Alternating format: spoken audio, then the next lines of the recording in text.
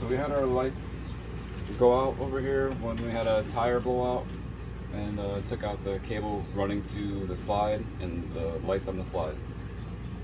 But first thing you want to do is find the correct fuse. Ours is marked as living room.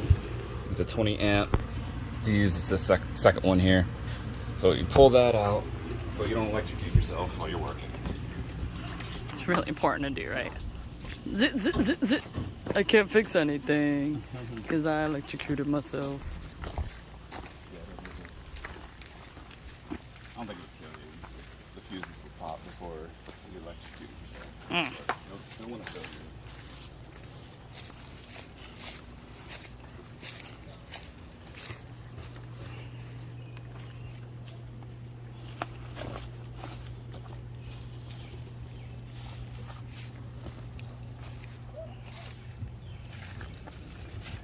Do you see these cables? Mm-hmm. So these are the cables that got separated. The two here, they got pulled out all the way from underneath the RV to just hanging. So I had to cut a hole, find the other wire, the black and white and the white, to connect to the black, or to the blue and the white to white. And then once I connected those back together, I plugged the fuse back inside, and we had our light. Let there be light. Electricity was flowing again.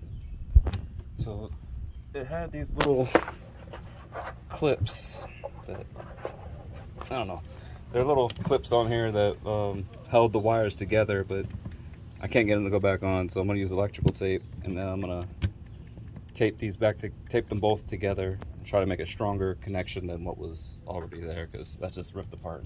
But that's it. Thanks for turning our lights back on. You're welcome.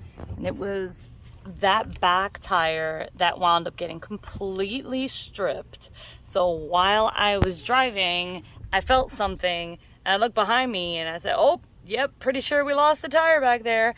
And so most of it was gone, but in that, which is the exact same reason why, well, it's the other side of the truck. We have the other side of the truck duct taped because unfortunately they don't make the Excursion anymore, so we can't really get the part for it, so we gotta just duct tape that sucker. But when the tire blows, not only do you wind up with a tire problem, you usually wind up with some type of a structural problem. So you can see over here, obviously the slide was closed. We got this nice little hole here as well. But like Scott said, what wound up happening was that this wound up hanging out of the RV, and then of course we realized that the lights wouldn't come on. But the first concern was that the slide wouldn't come out at all. And so when we learned that, thank God, the electric to the actual slide itself, which is what you're holding there, right? Yes.